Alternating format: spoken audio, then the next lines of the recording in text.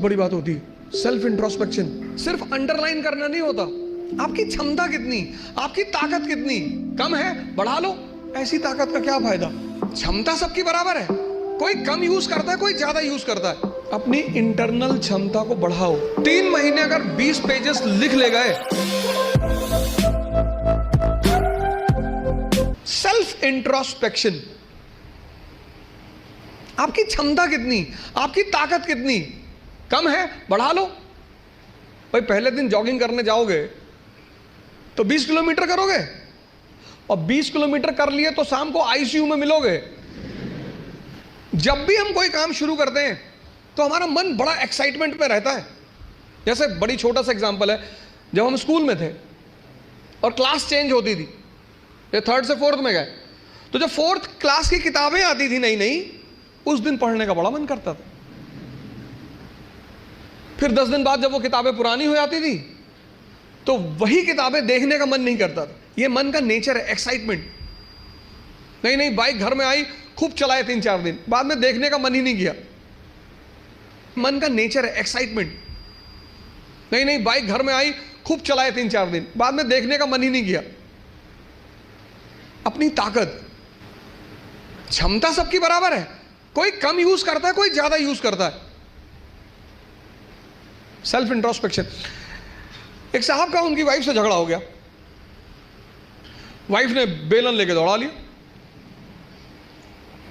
और दौड़ाया, और वो भाई साहब जो है कमरे में गए और कमरे में जाके एक अलमारी के अंदर घुस के अंदर से बंद कर लिया। श्रीमती जी ने बाहर से बेलन से पीटना शुरू किया, बाहर निकलो। उन्होंने कहा मैं नहीं निकलूंगा। वो लेडी चिल्लाने लगी तो पास पड़ोस के लोग आ गए, कहो बहुत सारे लोग इकट्ठा हो गए। तो लेडी ने, उस लोगों ने पूछा क्या हुआ बहन जी? बोले ये अलमारी में घुस गए और निकल नहीं रहे। तो आदमी अंदर से चिल्लाया कि आज पूरे मोहल्ले को पता चलना चाहिए कि इस घर में किसकी मर्जी चलती है, मैं नहीं निकलूंगा। ऐसी ताकत का क्या फायदा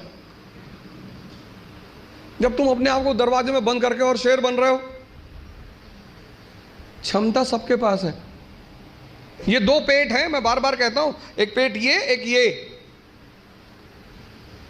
तो अगर ये 4 रोटी हजम करता है और पहले दिन तुमने इसे किसी दिन 15 रोटी दे दी, वॉमिटिंग शुरू। जितने लोग तैयारी शुरू करते हैं, मैंने देखा शुरुआत में इतना पढ़ना शुरू करते हैं, पहले दिन से 10 घंटा 15 घंटा आराम से। आपको पता नहीं, आपको लगता नहीं कि ये पेट है ना, हजम करना होता है, सिर्फ अंडरलाइन करना नहीं होता। मैंने 98% स्टूडेंटों को देखा है, वो किताब को अंडरलाइन करने को पढ़ाई मानते हैं। अपना स्व मूल्यांकन करना बहुत बड़ी बात होती है, सेल्फ इंट्रोस्पेक्शन। कभी कभी एहसास होता है हमें कि हम बहुत काम कर रहे हैं, कुछ होता नहीं उस वक्त। बात समझ में आ रही ना? इस क्षमता, यहां की जो डाइजेशन क्षमता है, ये दिखाई नहीं पड़ती ना, ये दिखाई पड़ता है। ये पेट दिखाई पड़ता है, ये पेट दिखाई नहीं पड़ता। अब ये क्षमता विकसित, स्ट्रांग कैसे होगी? बड़ा प्यारा फॉर्मूला, सेकंड फॉर्मूला। क्षमता बढ़ानी है मन की, हजम करने की, बहुत प्यारा, जो कि फिर 98% लोग नहीं करते। तुम बिना सोचे पढ़ सकते हो, तुम बिना सोचे पढ़ सकते हो, बिना सोचे लिख नहीं सकते। एक फॉर्मूला है 20 पेजेस पर डे। आप लिखिए।